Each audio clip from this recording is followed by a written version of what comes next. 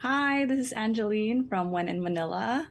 How are you? So Thanks for nice. being here. I love your books. Oh, sweet. The first book actually made me cry, but I'll get to that later. Oh, I'm honored. So how does it feel to have your decade of work turned into a Netflix movie and with such an awesome cast to boot?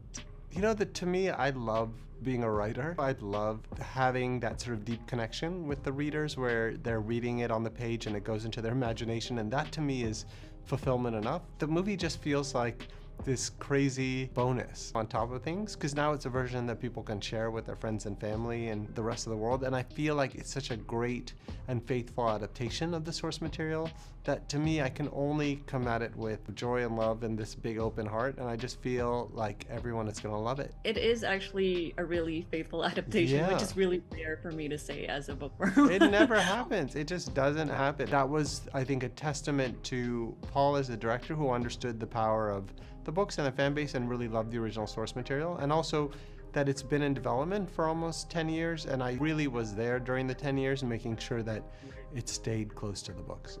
Is there any particular part of the book that you wish had made it into the movie but didn't? Agatha's kind of self-esteem journey, feeling like she wasn't good enough, she wasn't beautiful enough, and having that moment with Professor Dovey where she realizes that she actually is beautiful all along. They filmed it.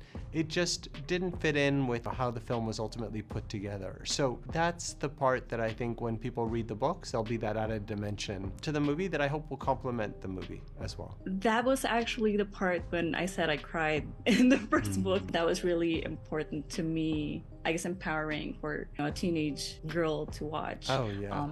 And on that note, the amazing thing about your books is that they're written through the thoughts and minds of teenage Mm. girls. How did you tap into that without having been a teenage girl? I felt like a teenage girl. I mean, I think like the thing is when you're growing up and you're a teenager, you just have so many emotions going all over the place, and a process of adolescence feels quite violent and insane and extreme. And I think to me, the only difference between girls and boys is that girls are allowed to express their emotions and boys get afraid of their emotions and they tend to hide them or sublimate them into something else. And so to write a female adolescent is to be given the freedom of an emotional canvas. And I think that's what I enjoyed about it the most. Writing boys for me is harder because they're never honest about what they feel.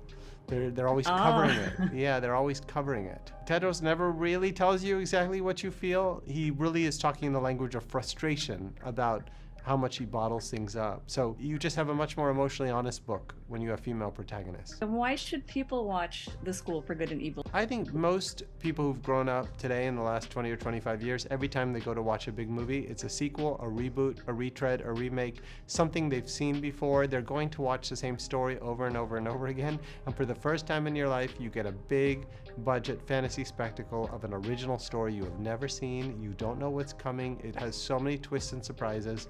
And for once, you can feel like what we all did once upon a time when movies were original and unique and different, and people weren't afraid to make new fantasies. And so I think that's what's going to be special about this and what makes it so groundbreaking. And it is amazing. Congratulations. I'm so Thank you so excited for much. the world to see it. Okay, thank you so much. My pleasure.